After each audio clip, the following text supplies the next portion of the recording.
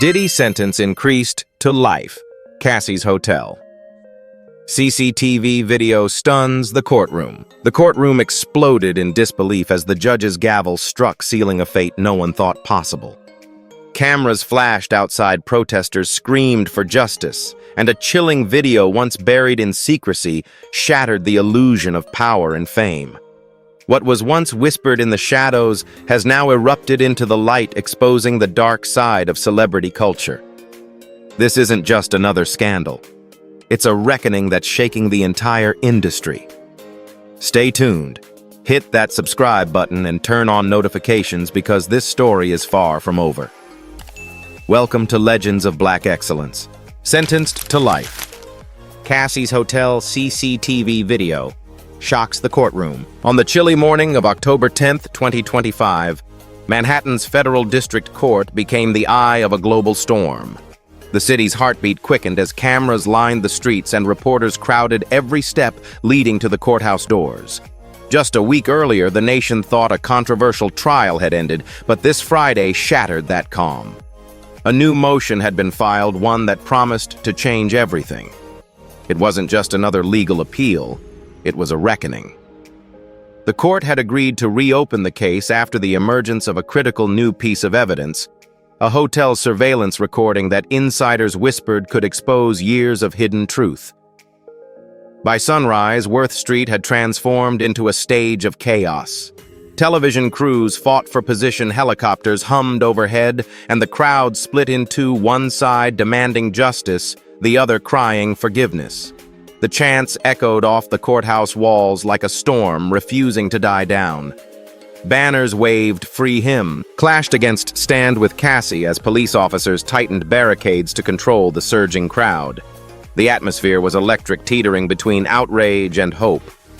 Do you think truth can truly rise above power when the world is watching? Inside those marble halls, history was about to be rewritten, not by fame or fortune, but by evidence that refused to stay buried.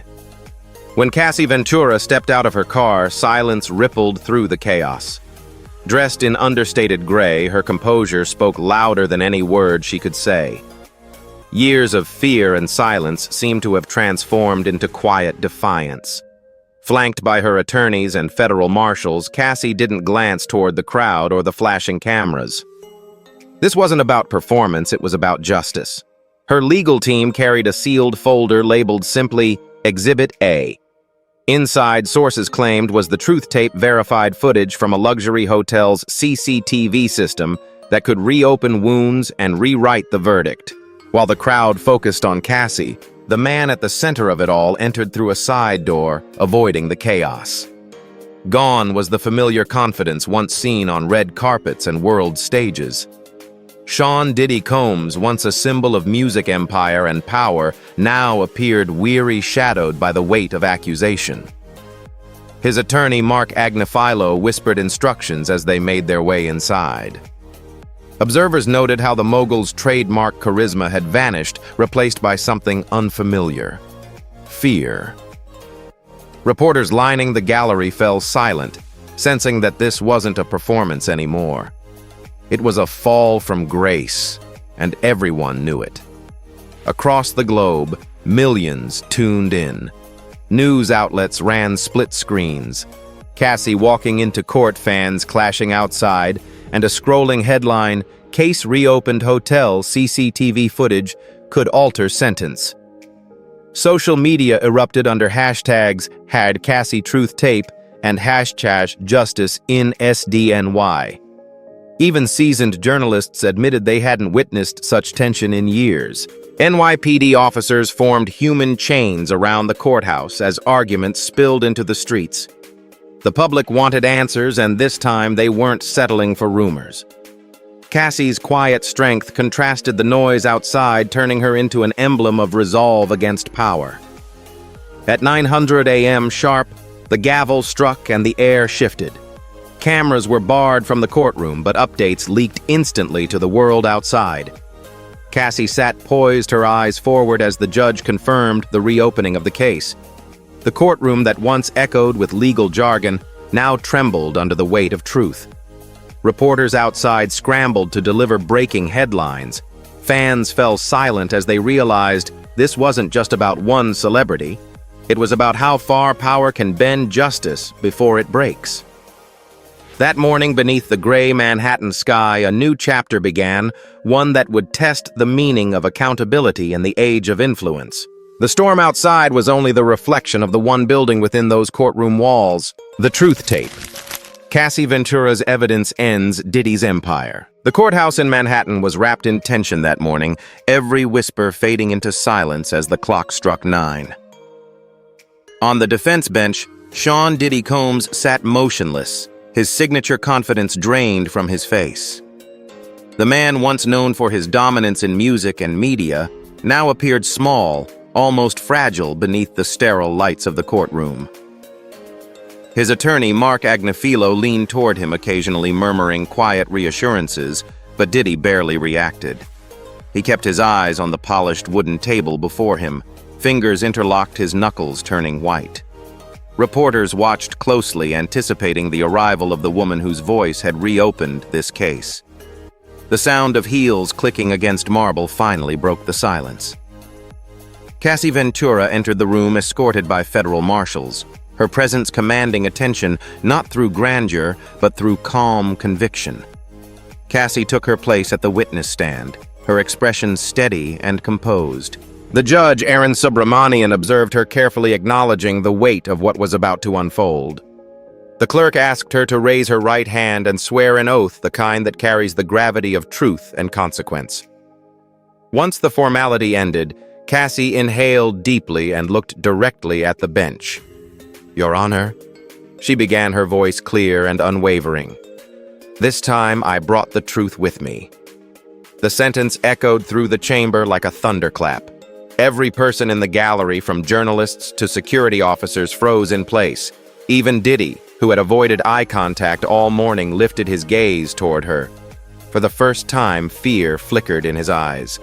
The air grew heavy, as if every breath in the room belonged to her next words. Judge Subramanian nodded slightly, signaling her to continue, but even he seemed momentarily struck by the force of that declaration. Cassie's demeanor was not vengeful. It was resolute. Her posture, her tone, and the simple sincerity of her words pierced through years of silence that had surrounded the allegations. Across the room, Mark Agnifilo studied his client. The lawyer's normally composed features betrayed concern as he noticed the cracks forming in Diddy's composure. Gone was the bravado that had once filled red carpets and magazine covers. The mogul sat trapped in his own stillness, the echo of Cassie's words sinking deeper with every second. Reporters scribbled furiously, aware they were witnessing a pivotal moment in a case that had already gripped the nation. The courtroom had transformed into something more than a legal battleground. It had become a stage for reckoning. For a long moment after Cassie's statement, no one dared to move. The hum of the air vents seemed deafening in the absence of sound. Cassie lowered her eyes, her courage unshaken, while the judge took a measured breath before continuing the proceedings. Diddy leaned back in his chair, expression hollow, as though the gravity of her testimony had stripped away the last remnants of denial. The image of him sitting there, once a symbol of power, now swallowed by vulnerability, was unlike anything the public had ever seen. Mark Agnifilo glanced between his client and the witness, perhaps realizing that the trial's direction had shifted irreversibly in that single sentence. Cassie had not shouted nor accused, she had simply revealed. "I brought the truth with me" was not just a statement, it was a declaration of liberation, one that silenced a man, a courtroom, and perhaps an entire era built on fear and illusion. From music mogul to inmate Diddy's fall from power, the air inside the Manhattan courtroom was tense enough to cut through the silence, charged with anticipation. All eyes followed Cassie Ventura as she stood beside her legal team, a brown envelope clutched firmly in her hands. The defense table remained still, with Sean Diddy Combs avoiding her gaze, his fingers tightening against each other as if bracing for an impact he could already sense. Mark Agnifilo. His counsel leaned closer and whispered something that was swallowed by the hum of the air vents. Cassie handed the envelope to the clerk, who carried it carefully to the judge's bench. Within moments, the clerk extracted its contents, photographs time-stamped and authenticated, and placed them under the document camera. The lights dimmed slightly as the projection screen flickered to life. The first image appeared a hotel suite, soft-lit but uneasy. Cassie, visibly younger, stood in a corner of the frame, her body language radiating discomfort, her eyes searching for escape. A murmur rippled through the spectators section. Judge Aaron Subramanian adjusted his glasses and nodded to the prosecution. "Proceed," he instructed evenly, his tone calm, yet deliberate. Cassie's attorney cued the footage. The screen glowed again this time, revealing moving images from the same night years ago. Diddy surrounded by guests, laughter spilling across the luxurious suite. Then the mood in the video shifted. The laughter faded, replaced by silence so heavy that even the spectators in the courtroom could feel its echo. Cassie's younger self appeared again, motionless, uncertain, pressed against the edge of the frame. The audience froze. Journalists dropped their pens, their attention fixed entirely on the screen. For years, rumors had circulated about the secret recordings of Diddy's private parties, but this was the first time the whispers had turned to proof. Mark Agnifilo rose swiftly, his voice sharp. "Objection, Your Honor. This evidence is highly prejudicial and unlawfully obtained." The tension spiked instantly. The judge's gavel hit the bench once firm and resonant. Overruled, Aaron Subramanian said, his tone steady but authoritative. "The material will be admitted into evidence." The defense lawyer sank back into his seat, his expression tight with frustration. Diddy's jaw clenched as the next segment began to play. The video showed his familiar figure walking across the suite, gesturing to others as music played faintly in the background. Then the focus shifted again to Cassie, trembling, shrinking under the weight of the scene. The courtroom reacted with audible gasps. Even seasoned correspondents accustomed to scandal looked shaken. A reporter in the back row typed furiously, the rhythmic clicking of keys slicing through the stunned quiet. The gallery became a sea of pale faces and wide eyes. Cassie herself sat quietly, her gaze unwavering as though reclaiming the fragments of her own past from the footage unfolding before everyone.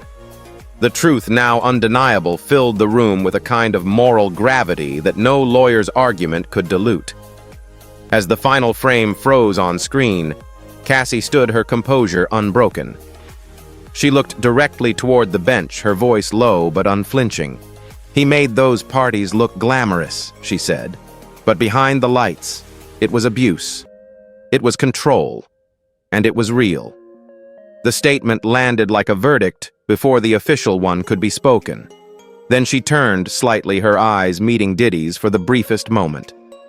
"Money can't buy the truth." Her words resonated through the marble hall, bouncing off the walls like a final chord. Diddy's face hardened, the fear in his eyes mixed with disbelief and rage. Mark Agnifilo whispered again, urging calm, but his client barely seemed to hear. Cameras weren't allowed inside yet. The image of that moment would soon travel the world through every reporter present. The courtroom no longer felt like a space for legal debate. It had become the stage where illusion met accountability, and the weight of evidence finally shattered years of silence. Justice for Cassie. Inside the courtroom, that changed everything. The courtroom atmosphere grew even heavier as Cassie Ventura's legal representative rose to address the bench. The previous revelations had already shaken the chamber, yet what came next would pierce even deeper.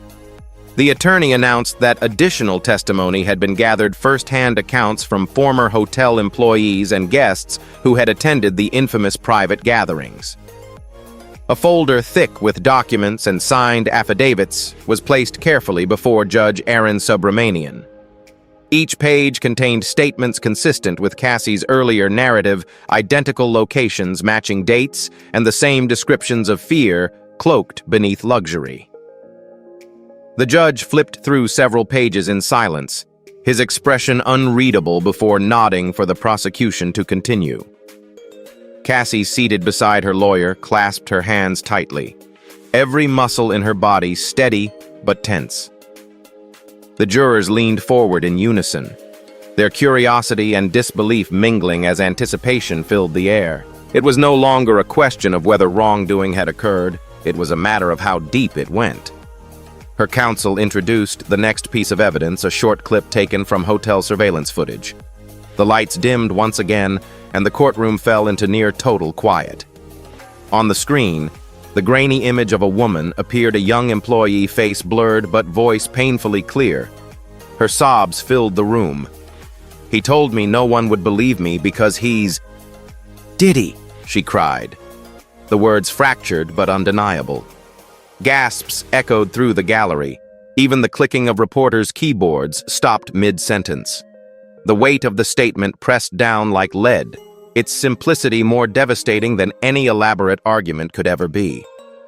Cassie's eyes glistened, but she remained composed, her expression reflecting years of pain turned to purpose. Across the room, Sean Diddy Combs stiffened in his chair, his breathing visibly uneven. His gaze flickered toward the screen only for a moment, before dropping to the table, his silence louder than any denial. Judge Subramanian leaned forward slightly, his voice low but firm. "This testimony, combined with the presented material, holds substantial relevance. It will remain part of the record."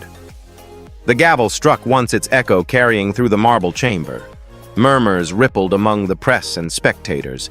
The jurors exchanged glances that spoke volumes: shock, empathy, disbelief. Cassie's lawyer proceeded to submit the full list of witnesses willing to testify, many of them previously silenced by intimidation and fear. Each new name added weight to the growing mountain of evidence. One juror pressed a hand against her mouth, eyes wide in horror at what she had just heard. Another sat rigid, staring straight ahead, unwilling to look away from the truth unfolding before them. The once dominant figure at the defense table now appeared swallowed by shadows, surrounded not by admirers, but by consequences. When the video ended, the silence that followed was deafening. Cassie's legal representative thanked the court, emphasizing the courage of those who had come forward despite the risks. Cassie herself turned briefly toward the jury, her voice soft but unwavering as she said, "These women deserve to be heard." Her statement resonated across the room, capturing the essence of why the hearing had been reopened at all. Diddy sat unmoving, his shoulders hunched, his eyes distant. For a man who once built an empire on control, the sight of it unraveling through truth must have felt unbearable. Judge Subramanian took a slow breath, his gaze steady on the evidence displayed before him. "The court acknowledges the bravery shown here today," he said solemnly. "The proceedings will continue with these records admitted." And with that, the gavel came down again, sealing not only the admission of new proof, but the realization that the balance of justice had shifted. The gallery remained frozen, caught between awe and horror, as the echo of the woman's trembling voice lingered, an unshakable reminder that the truth once revealed could never be buried again. The day Diddy's empire collapsed, a verdict for the ages. The door at the back of the courtroom opened quietly, yet the sound sliced through the tension like a blade. A woman stepped in, escorted by two federal officers, her head lowered, her movements measured.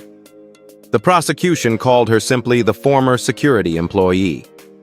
She did not give her name, only her sworn oath, her voice trembling as it filled the silence.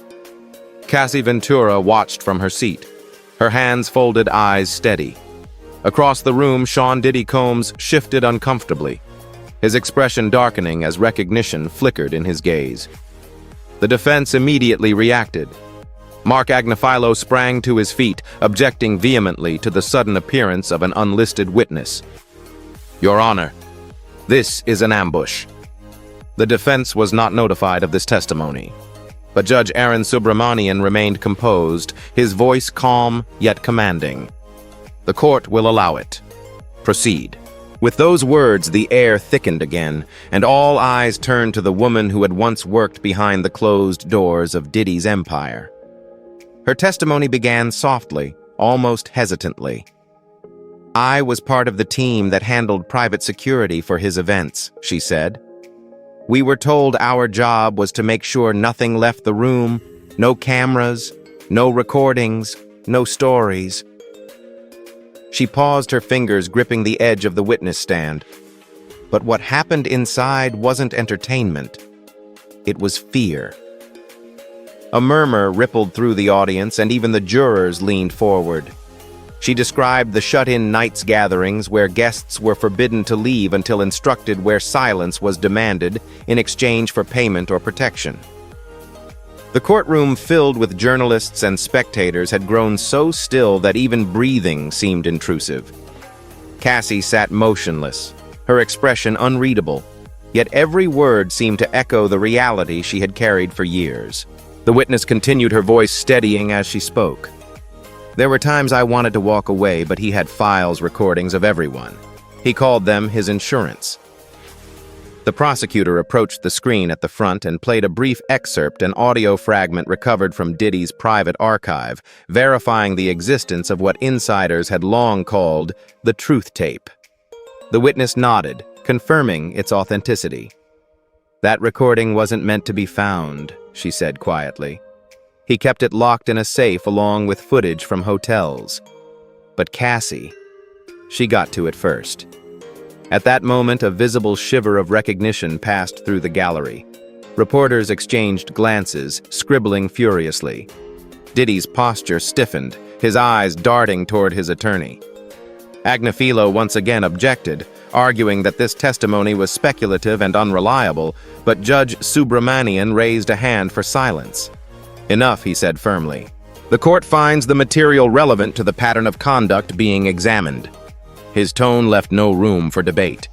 The jurors watched closely, their faces reflecting a mix of shock and gravity.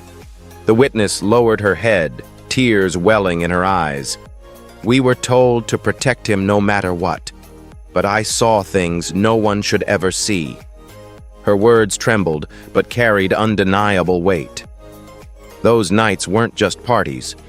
They were prisons. Cassie inhaled sharply, her composure breaking only for a heartbeat before she regained control. The judge looked toward the defense, his voice measured.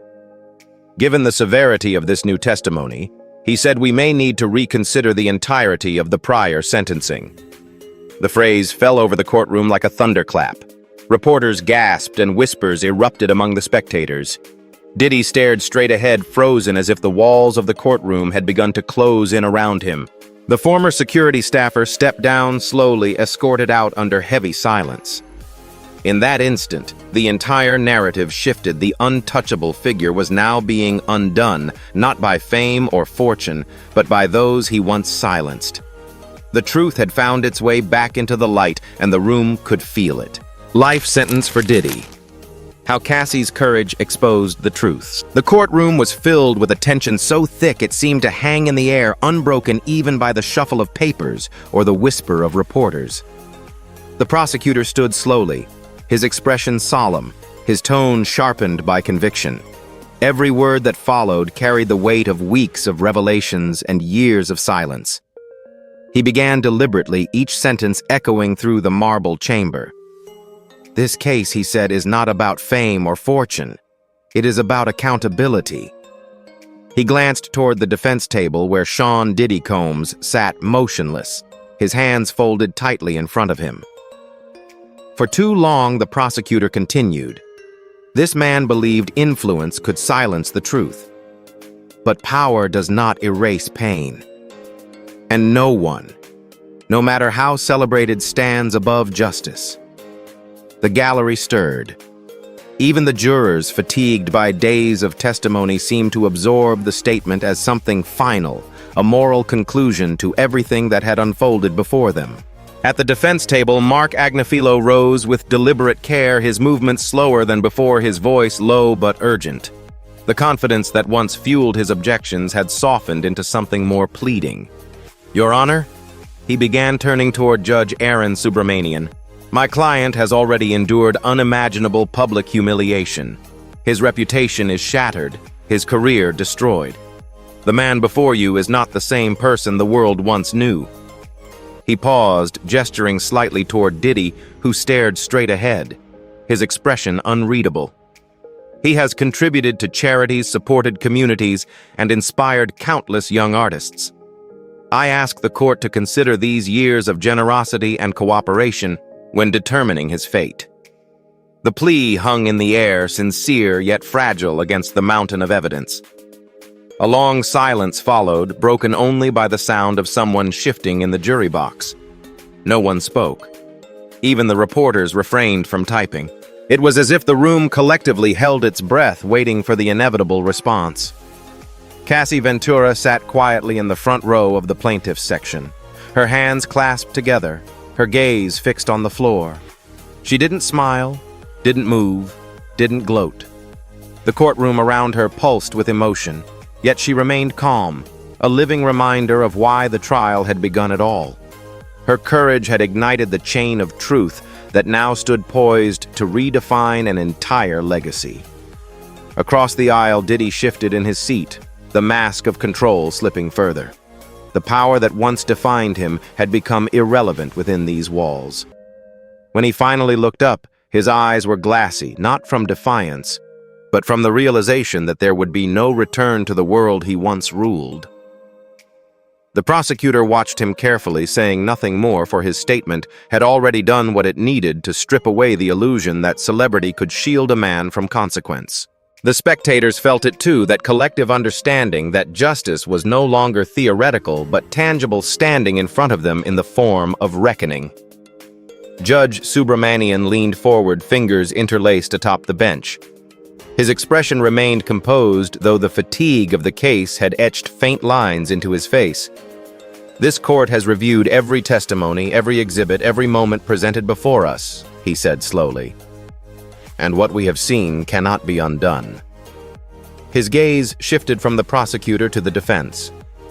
"Mr. Agnifilo, your statement has been heard. However, no contribution, no act of goodwill can outweigh the deliberate harm inflicted upon others." The silence was absolute. Reporters glanced at one another, sensing that the next words would be historic. The judge drew a measured breath before concluding, "Let this courtroom serve as a reminder no one is greater than the law." His gavel struck once, echoing like a drumbeat of finality. Diddy lowered his head, motionless. Cassie exhaled slowly, a single tear escaping down her cheek, not of triumph, but of release. The trial had ended, but its echo would reverberate far beyond those four walls, a lasting testament that justice, though delayed, had not been denied. Breaking Diddy found guilty after Cassie's explosive testimony. The courtroom had fallen into a silence so profound that even the ticking of the clock seemed intrusive. Sean Diddy Combs sat at the defense table, his eyes fixed on the polished surface before him, unblinking as if refusing to acknowledge the moment he had dreaded. The air was thick, each breath drawn with restraint. Reporters filled every seat of the gallery, their pens poised above open notebooks, cameras banned, but imaginations vivid enough to capture every second. At the far end of the bench, Judge Aaron Subramanian adjusted his robe and lifted the sentencing document. The rustle of paper was the only sound that dared to move. Cassie Ventura sat among her legal team, her shoulders trembling as she clasped her hands together tightly. Behind her, members of the public leaned forward, their faces pale, aware that history was about to be written. The judge looked toward the defendant, his tone grave yet steady. "Mr. Combs," he began, "this court has reviewed every testimony, every piece of evidence, and every voice that has spoken within these walls."